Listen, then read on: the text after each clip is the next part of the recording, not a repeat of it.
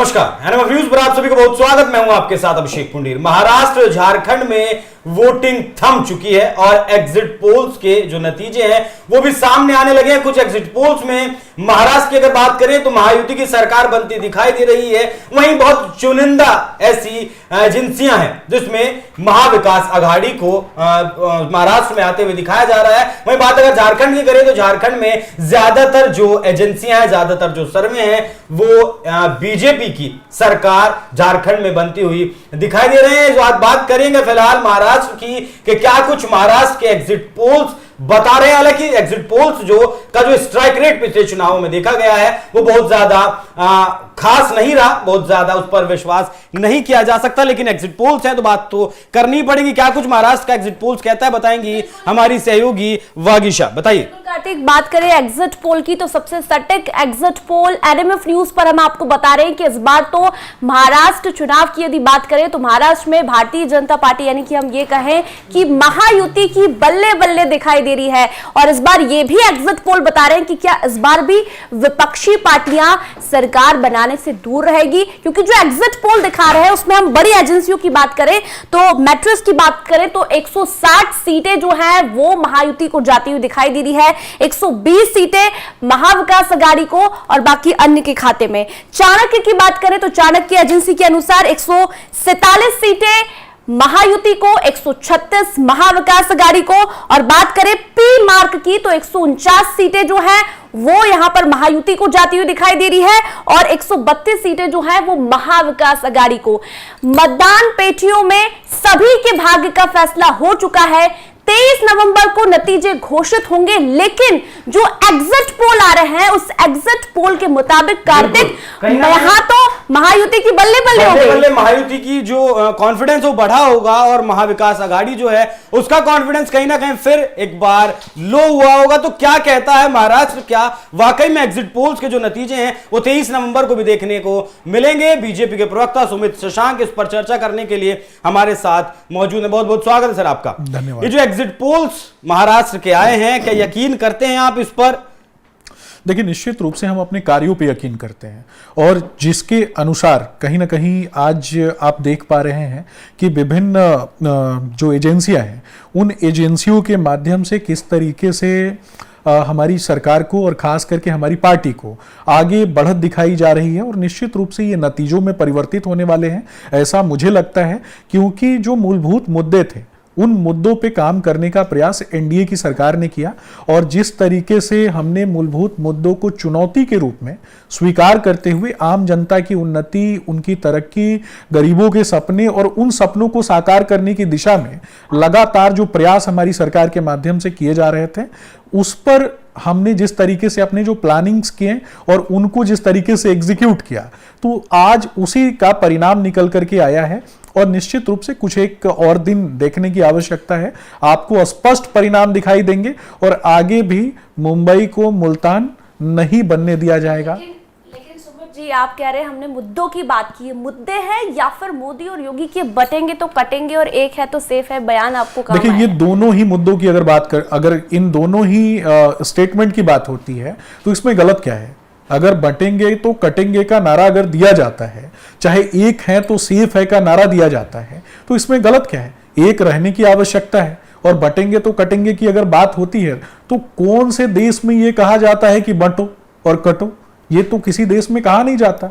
कहीं ना कहीं भावनाओं के आधार पर, सांस्कृतिक एकजुटता के आधार पे और मुद्दों के आधार पे हमें एक रहने की आवश्यकता है, ये मेरा स्पष्ट रूप से मानना है।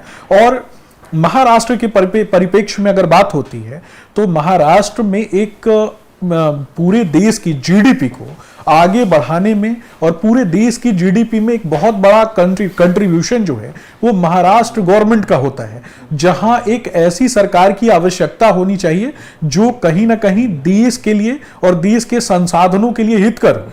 एक ऐसी सरकार की नहीं जो कहीं ना कहीं जिसके आका इटालियन गांधी नेहरू परिवार के लोग हों, जो कहीं ना कहीं कुछ एक ऐसे लोगों को सपोर्ट करते हों जो मुद्दों से आगे बढ़ के तुष्टीकरण की नीति पे जो लोग काम कर रहे थे, वैसे लोगों को निराशा आज हासिल हो रही है। ठीक है, और देश के लिए काम करने वाले लोग मान लें कि जो बटेंगे तो कटेंगे का नारा है उसने आपको मदद की है महाराष्ट्र में, हाँ या ना? देखिए, हमने जो काम किया और कार्यों के आधार पे हमने जब जो काम किए वहां पे जो मूलभूत मुद्दों को कहीं ना कहीं लोगों तक पहुंचाया, जो प्लानिंग्स हमने की और प्लानिंग्स को एग्जीक्यूट किया और उस एग्जीक्यूशन के साथ साथ गरीबों के बच्चों के सपनों को कहीं ना कहीं जीवंत करने की लड़ाई जो हम लड़े, वो उसके कारण हम आज इस सफलता की दिशा में आगे बढ़े। ठीक है, शिवसेना की और अगर एनसीपी की मैं बात करूं तो महाराष्ट्र में ऐसी चर्चाएं हैं कि जो संवेदनाओं के आधार पर वोट पड़ा है वो शरद पवार के पास गया है, उद्धव ठाकरे के पास गया। आपके साथ जो शिवसेना है उसके पास वो नहीं आया, क्योंकि स्ट्राइक रेट अगर की बात करूं तो लोकसभा चुनाव में शरद पवार की एनसीपी का अजीत पवार से बेहतर था, उद्धव ठाकरे का भी स्ट्राइक रेट बेहतर था।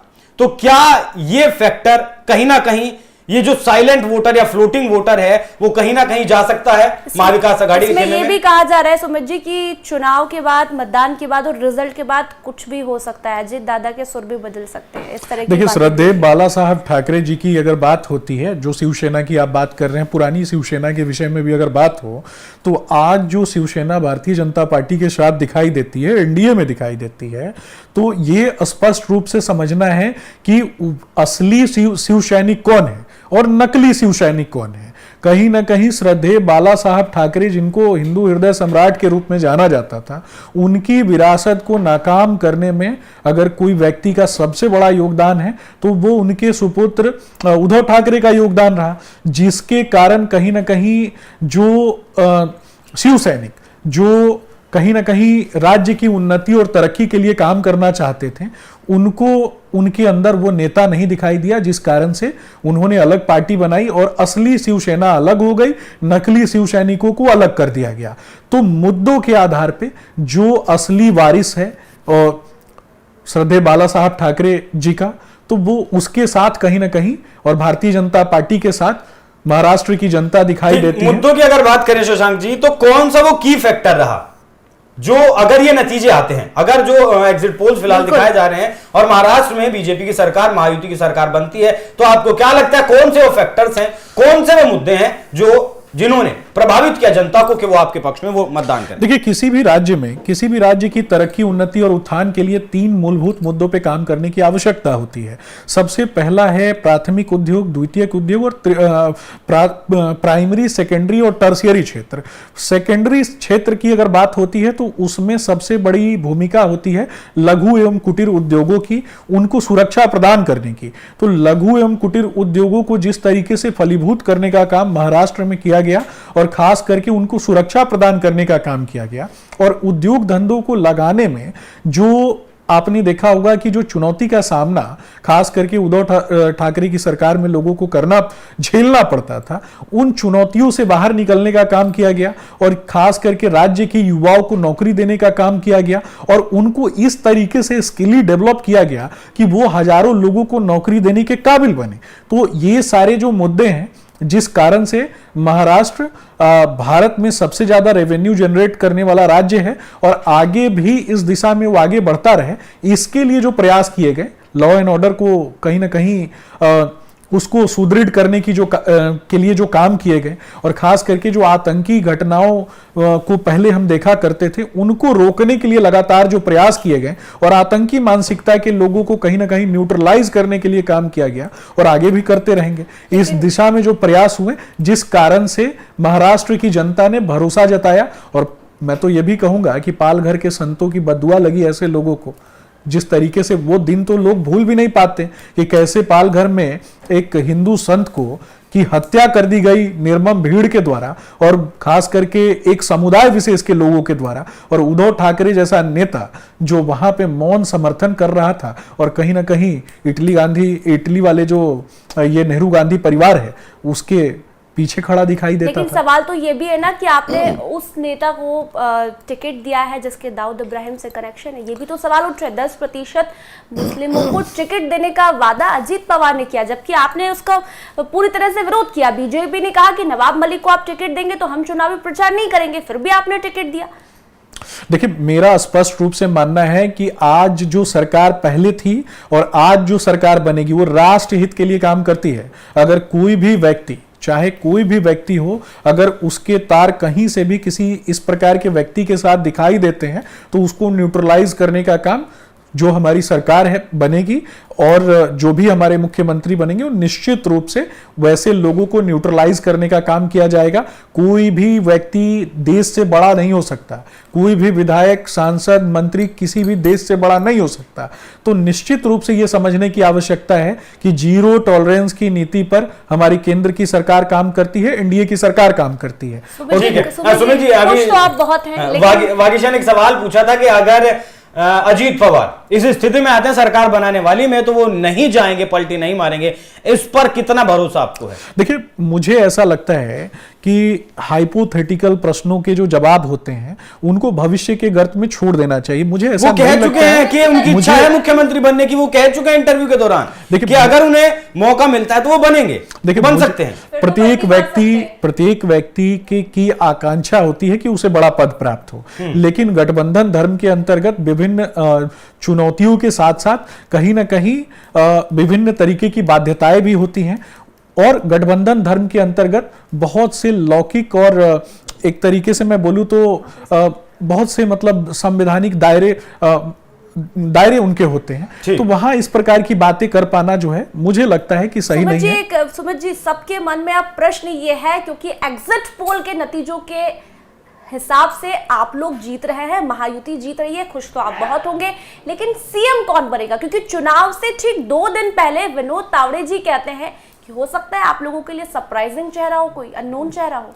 देखिए, मुझे ऐसा लगता है कि अगर महाराष्ट्र के परिप्रेक्ष्य में बात होती है कि सीएम कौन बनेगा, तो यही तो खूबसूरती है लोकतंत्र में। जो हमारी जो पार्टी चलती है, खास करके भारतीय जनता पार्टी की अगर बात होती है, तो यही तो खूबसूरती है ना कि चेहरा कौन होगा। हमारा तो मंडल अध्यक्ष जो है वो भी इतना काबिल है, एक मंडल अध्यक्ष भी इतना काबिल है कि वो प्रधानमंत्री और मुख्यमंत्री के पद पे आसीन हो सकता है। तो हमने सामर्थ्यवान लोगों की फौज जो है वो एकत्रित की, जो देश के लिए काम करती है, राज्य के लिए काम करती है। फिर सड्डियों की जमात जिन लोगों ने बना के रखी है, बताइए ना, शिंदे, फडणवीस, अजीत पवार या फिर कोई नया चेहरा? देखिए, मेरा स्पष्ट रूप से मानना है कि कोई भी बन सकता है और जो भी बनेगा वो महाराष्ट्र के हित के लिए काम करेगा।